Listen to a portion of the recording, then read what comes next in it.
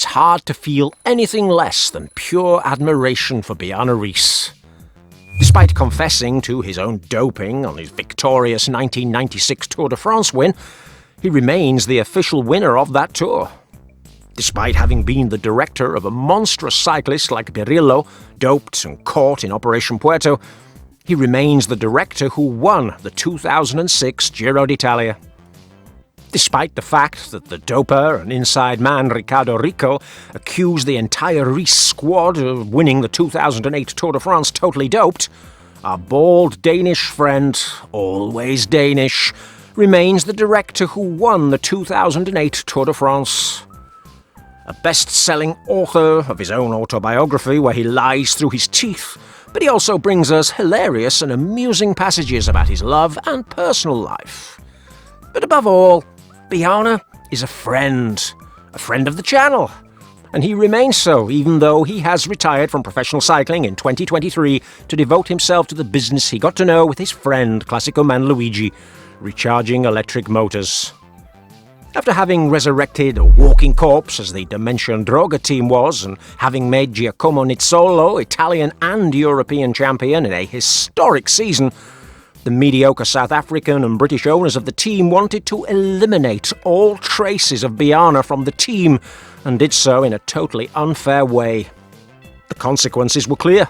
Just 5 victories followed by the disappearance of the team. A team that has now returned to the continental category, becoming a meme team with meme riders. But they were not the only ones who treated this legendary doped rider who brought us so many funny moments in the sport as an outright stinker. At the start of the Tour de France 2022 in his native Denmark, his compatriots, hypocrites to the max, ignored him and did not pay him any tribute. Nor did any of the current riders in the peloton want to even look at him. Perhaps if there had been that cyclist whom he managed and whom Dr. Luigi Cecchini treated like a grandson, he might have been lucky. But unfortunately, our bald friend had to suffer, and he suffered a lot. Nevertheless, at his farewell to cycling in December 2023, the unfaithful alpha male of the peloton left some very nice words for his follower and pupil who surpassed the master, our beloved Danish anchovy. Bjarne said, "I still follow cycling, probably too much if you ask my second wife, and if you look at the Visma team, they are extremely talented." Jonas Vingegaard couldn't believe it.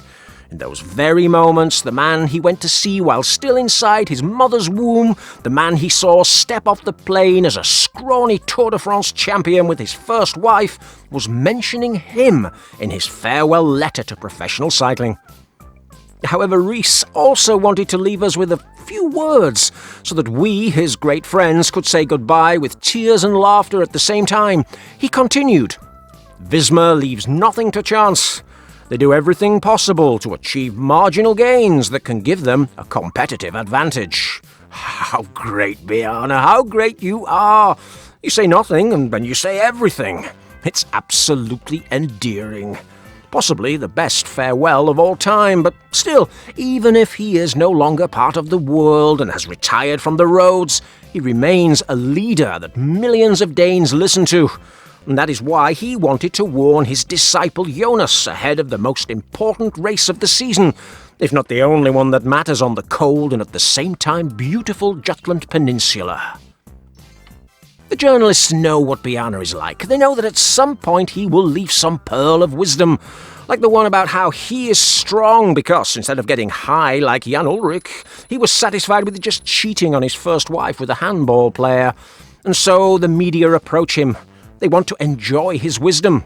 And now that the only race that matters on the cold and at the same time beautiful peninsula of Jutland is approaching, they wanted to know what he thinks about the chances of his beloved anchovy in trying to conquer his 3rd consecutive Tour de France and gain his 3rd consecutive yellow jersey. And Riis's words have been very clear, nothing less than a harsh warning. Our bald friend doesn't like the fact that Jonas is training so much in the Alps this month. He's never liked it, in fact. He feels that Vingegaard is training like his son, Jesper Riis, like he's doing a triathlon. That for an Ironman expert like good old Bjarne, that is too much effort that he will pay for in the Tour de France. The guy who wasn't able to finish in the top 100 of a Grand Tour before he mutated upon learning about EPO in 1993 believes that Rabobank should prioritise other aspects of the anchovies preparation and get him to the start line in Firenze as fresh as a daisy. Perhaps now the Dutch team managers would be better becoming fish cleaners, leaving their leader at an optimal level for the first stage of the Tour de France. The wise and brilliant, shiny-pated Dane believes that, ideally, Vingegaard should arrive at the start line with 95% of his strength and capacity, increasing to 98% in the second week, and reaching 100% for the final days. Those final days where the anchovy will ascend the mythical Isola 2000, where Bjarne presented himself to the world with that dirty bib number 168.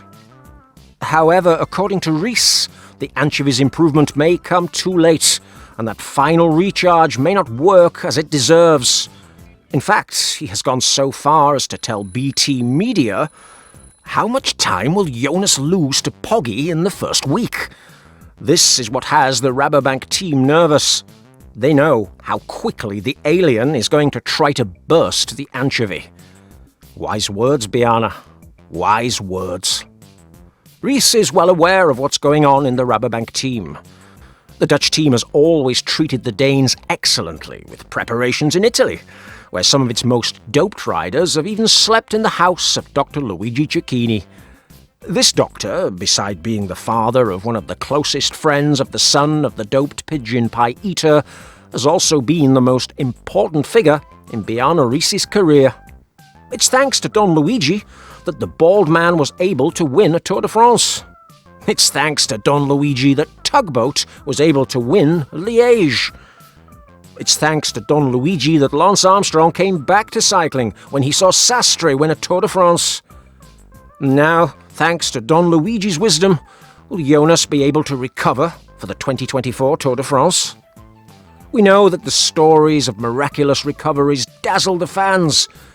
And we know that Riis, although our dear, dear friend, is a compulsive liar, like in that comic movie from the times when the bald man was the king of the world. Bjarne might not have quit cycling altogether. He could still be giving advice. It could be that these words are a warning towards the anchovy, a kind of advice from the wise, wise Bjarne. Saying, Jonas, if you want, I can lend you my help. You'll thank me for it after your classic festivities at the town hall in your village. I'm sure if Jonas listens to him, he will win the Tour de France. Bjarne is our friend for a reason.